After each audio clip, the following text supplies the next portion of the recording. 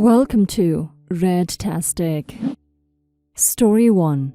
I, 24 male, had recently graduated from college and was able to secure a job as a research assistant right after.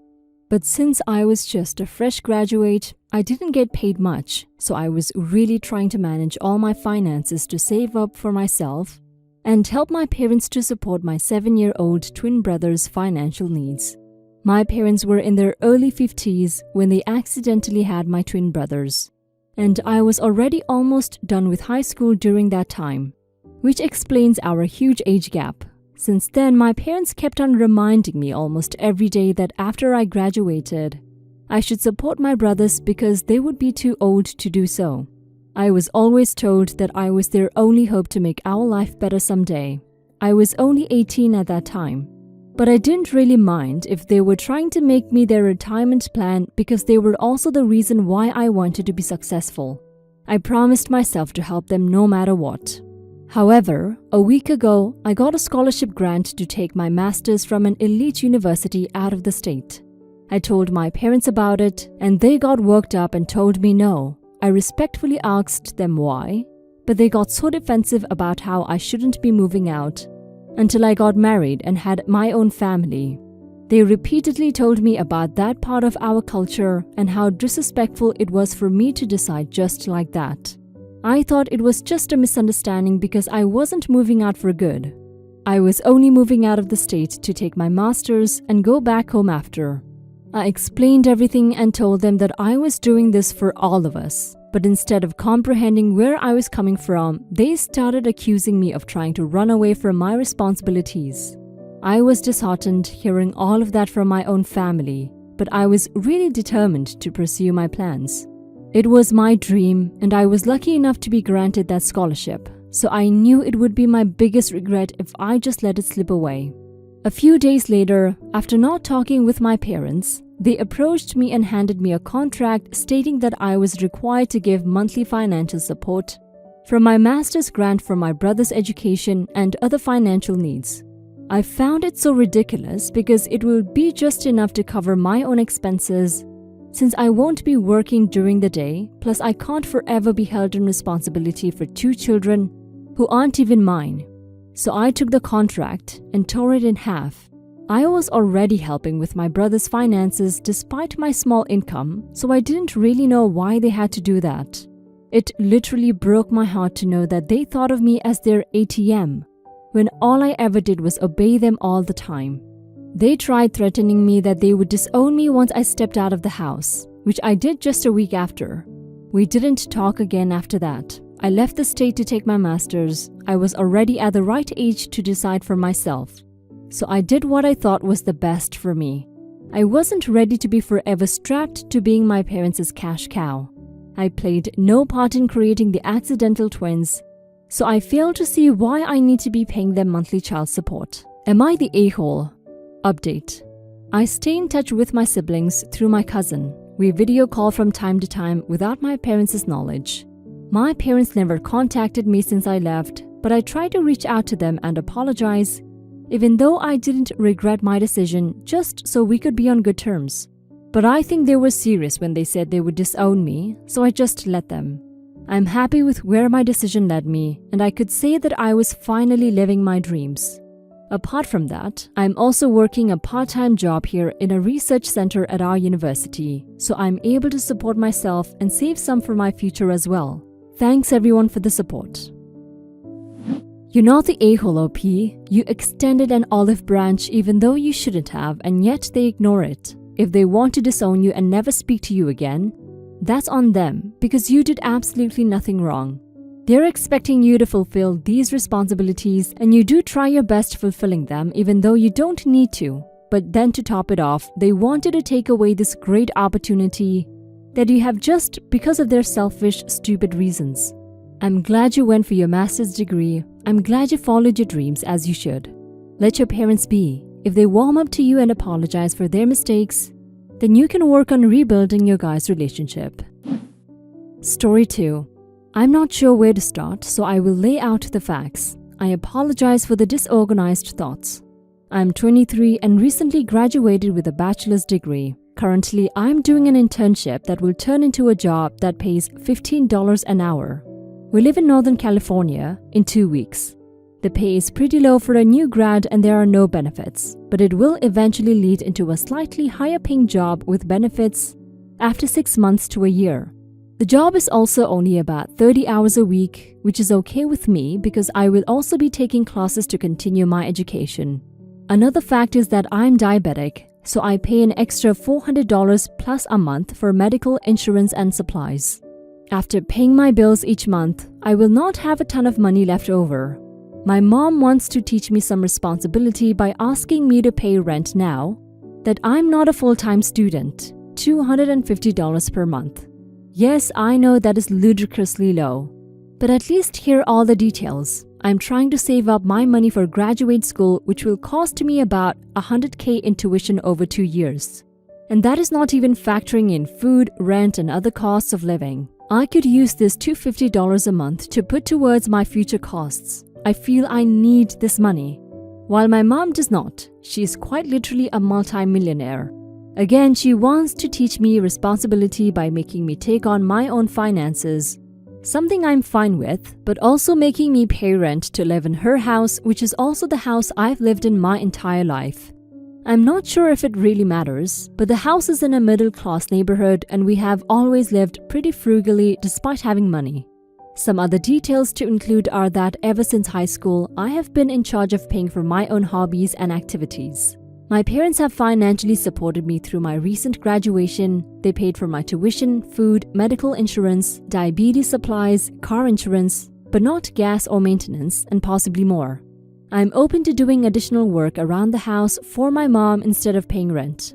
This could mean work that I don't already do, such as chores, cleaning, etc., although I'm not sure how much time I would have for that. Basically, I'm open to anything, but prefer to not pay actual money to my wonderful multi-millionaire mother.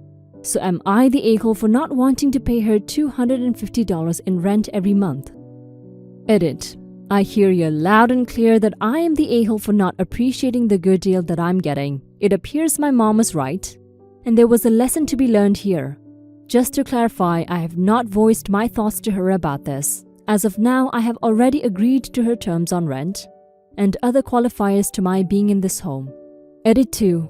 For those still reading this, I have accepted that I am being entitled and will work on myself in that regard. Some of you were harsh, but I think I needed this kick in the ass, thanks to everyone who posted already. Everyone sucks here, OP.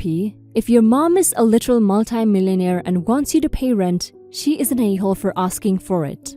Assuming what you say about working an internship while continuing your education is true, it takes a real petty parent to try to artificially put pressure on their child when they're making an honest improvement to better themselves and prepare for their future. On the other hand, you are living in her house, and if she decides to be an a-hole and charge you rent, then you either need to pay it or find somewhere else to live, which is unlikely for $250 a month, so there is that too. Now for some comments. You are the a-hole, but I think you're sheltered, unaware of the ways of the world a-hole. There are a lot of people who have to fully support themselves on $15 an hour or less, even though it's not easy. Of course, we would all rather spend our money on things other than rent, but unfortunately the world doesn't work that way. Not the a-hole. Your mom is a millionaire. She should be paying for your grad school in the first place. I cannot think of a single poor parent who would make their kid pay rent instead of saving for their education, let alone a rich one. That is super effed up. I'm trying to imagine being rich and still siphoning money from my own kids, directly from their college funds. Kind of nauseating just to think of. I'm sorry, but I find your mom gross. No a-holes here. The people who are talking about paying your way are just falling back on a cliche. It would be more mature of you to sit down with your mother, show her your expenses versus what you make a month, and come up with a price that you both can agree on. Your mother is just trying to teach you a lesson about finances, and showing her that you can budget and handle your money would demonstrate to her that you are responsible in that regard. Anyone who is decent with their money would not move into an apartment they can't afford, so the situation is entirely relevant. I know that $250 for rent is cheap, but you're not working a full-time job and you're still going to school. Don't listen to this. Pull yourself up by your bootstraps bullshit that other people are shilling on here. Talk to your mom and come up with a compromise. Story 3. Context: every year I like to get a portrait taken of my family in the summer and then hang them above my stairs since I love looking at them as I walk up and down the stairs. Looking at them really is the best part of my day, lol. I told my kids, I have 4, that even when they're adults, I would like them, with their kids and spouses, to take the photo with me. But I have always the rule that boyfriends and girlfriends don't count as family, so they can't be in the portrait. Conflict. My daughter, Paige, 24, has a 5-year-old son with a man who she has been on and off with since they have been solidly together for the past 2 years. They have been solidly together for the past 2 years. So I was texting with my family about when we can take the picture and get our families together. This spurred Paige to ask me, she and her son live with me, if this year we could include a boyfriend in the picture because he feels left out since she and her son are in the pictures but he's never been invited. I told her no, because I don't want non-married partners in it since they're not family. This is when she got nasty with me and said that wasn't fair to her and her partner because they don't believe in marriage. So he will always be excluded and that I just have this arbitrary rule because I don't like them. This may be where I become the a-hole, because at this point I got nasty back with her and said along the lines of, I had that rule to prevent her bringing a different guy every year into the photo. Paige has always been, well, promiscuous, so to speak. This caused her to storm off and is now refusing to take the photo at all with her son. This really grinds my gears because I let her and her son, my grandchild, live in my house rent-free and she can't even do this one effing thing for me without ruining it. I just want to add that my other kids didn't include their partners into the photo until marriage, so it's just not her. Am I the a-hole? Edit. I just want to add that while my husband agrees with me, my other kids think I should include Paige's boyfriend. Now for some comments. Everyone sucks here. If you were her life partner and they lived together and didn't believe in marriage, that would be one thing. If they were building a life together on their own, I would say you'd be the a-hole. Married or not, they would be their own family. You are the a-hole for shaming your daughter for the number of partners she's had.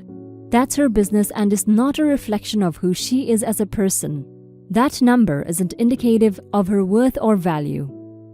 Not the a-hole. So she lives rent-free with you and the kid. She doesn't live with a boyfriend who is solidly in her life and who doesn't believe in the institution of marriage. I don't have a problem with that part. Just the whole, we're like a married couple, except they're not. Don't spouses or life partners generally live together, especially when there are children involved? I'm sure I'll get downvoted because people on this sub love to say that blood doesn't make someone family, but then also get all up in arms when someone else tries to give an opinion on their own family situation. Not the a-hole. If she's been on and off with that man, I wouldn't consider it family for anything, even if he is the father of your grandchild. Tell her to get her shit together and leave if she can't be thankful enough to take a picture. However, you could have dealt with your anger better and not shamed her for how many partners she's had. And marriage isn't something you believe in. It's either you want to get married or you don't. It's not a belief, it's a choice. I wouldn't let him in until they've reached the 3-year mark.